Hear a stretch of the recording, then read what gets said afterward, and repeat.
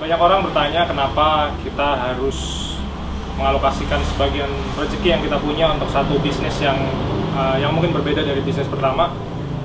Cuman itulah kenapa saya share video kali ini.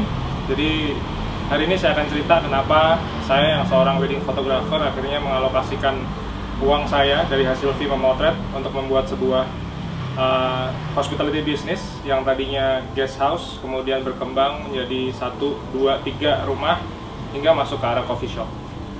Simak terus video ini karena saya akan cerita beberapa hal yang tentunya akan menarik untuk teman-teman semua.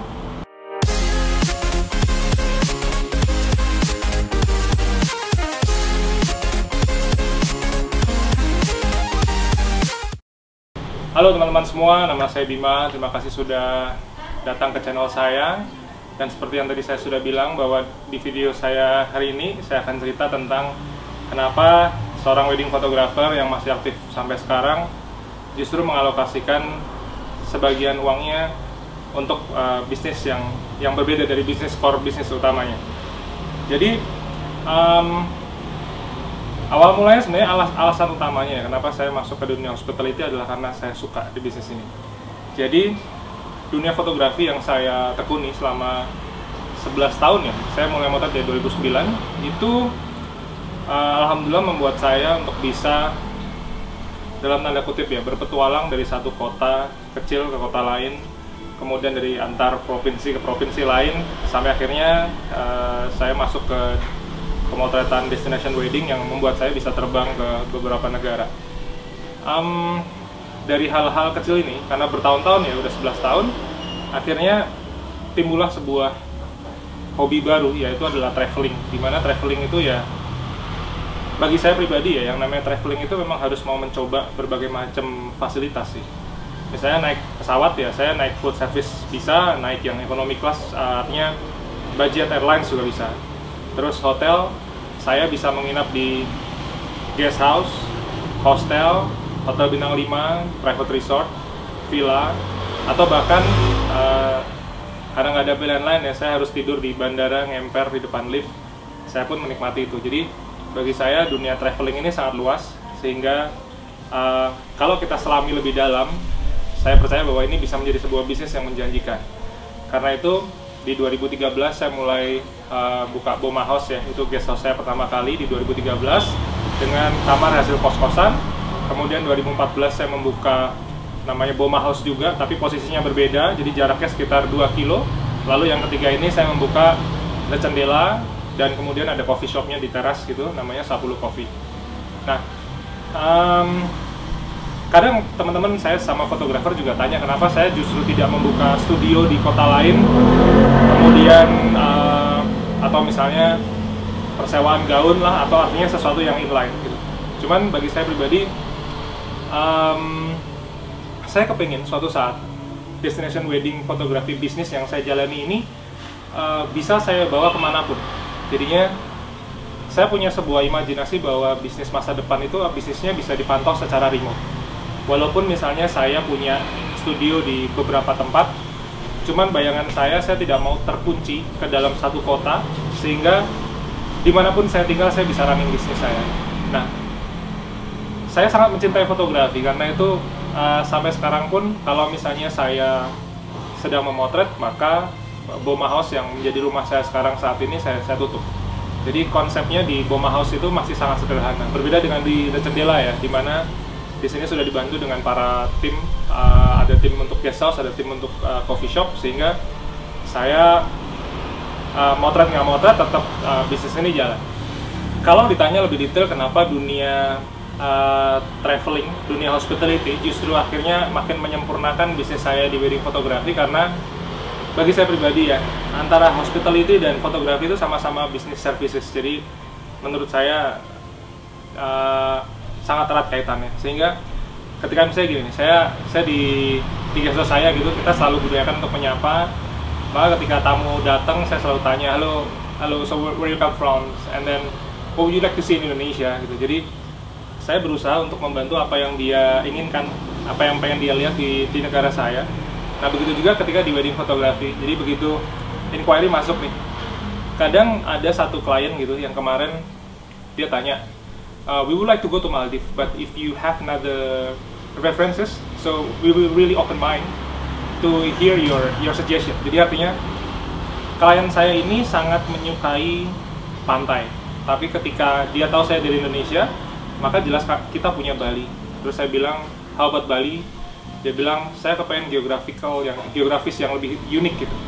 Mungkin saya bisa sarankan, akhirnya intinya singkat cerita klien ini dealnya ke Maldives ya. Cuman kita pernah bahas tentang Fiji, kita pernah bahas tentang Boracay, kita pernah bahas juga tentang Bora Bora.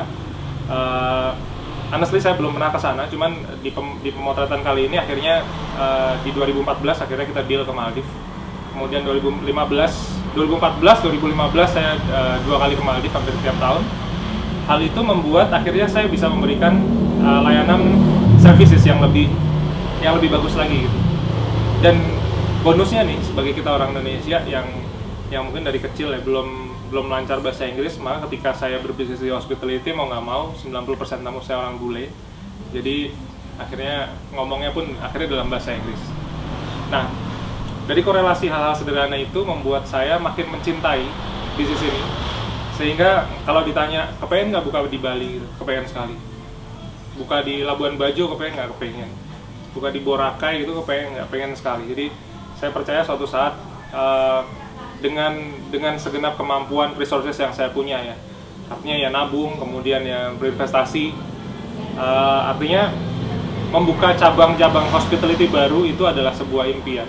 Dimana saya kepengen di setiap hotel saya nanti itu ada sebuah wedding chapel untuk small weddings ya, seperti yang saya biasa lakukan di Bali. Paling kita wedding cuma 40-60an orang, jadi hanya keluarga-keluarga inti ataupun teman-teman dekat yang datang. Jadi bukan kayak budaya kita di Indonesia yang saya kawinan aja ibu mertua saya ngundang hampir 1.000 undangan, mungkin 750-an undangan, artinya hampir 2.000 tamu gitu dalam waktu 3-4 jam. Itu buat saya sampai nggak ngerti tamunya itu siapa, itu temen ibu saya atau temen mama kandung saya sampai nggak ngerti gitu. Nah, artinya ketika nanti tamu menginap, dia bisa menyewa hotel saya untuk sebuah acara destination wedding seperti yang saya jalani bisnis main core bisnis saya saat ini.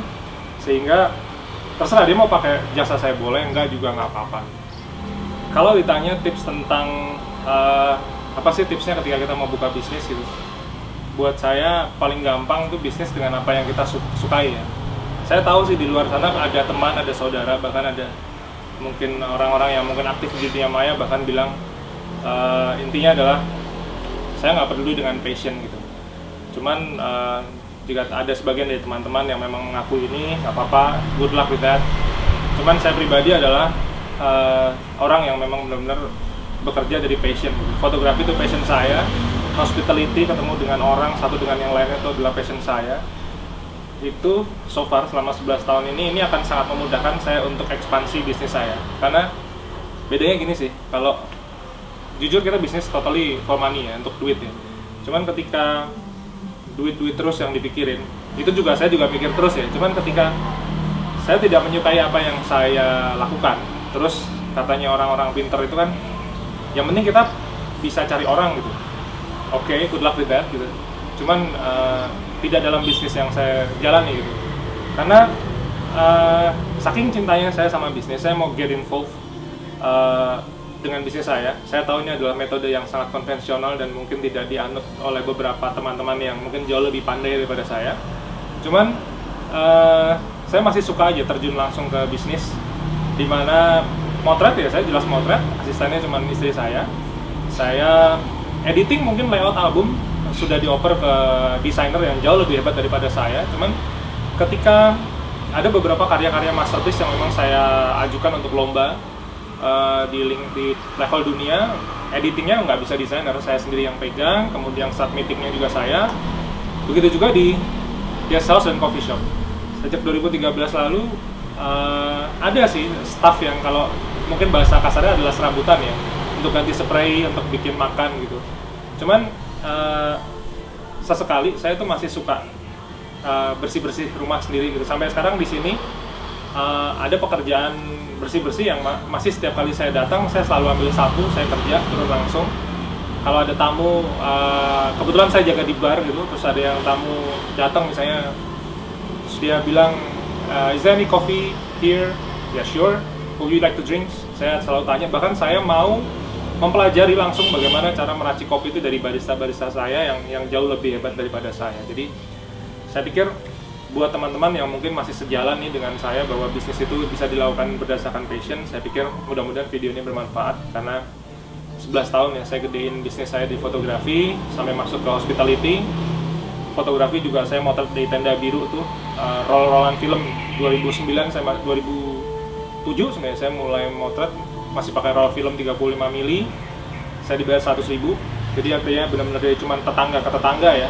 Sekarang motretnya mungkin udah ke beberapa tempat.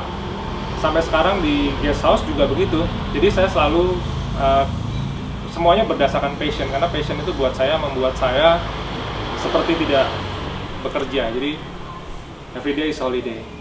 Nah, jadi mudah-mudahan video ini bermanfaat buat teman-teman baik yang fotografer maupun yang punya bisnis lain yang kepengen buka hospitality juga, guest house atau hotel atau semacamnya. Mudah-mudahan video ini bermanfaat. Silahkan di-share ke teman-teman atau saudara yang memerlukan. Mudah-mudahan bisa jadi pembukaan jadi referensi tambahan. Subscribe di channel ini. Sampai ketemu lain waktu. See you.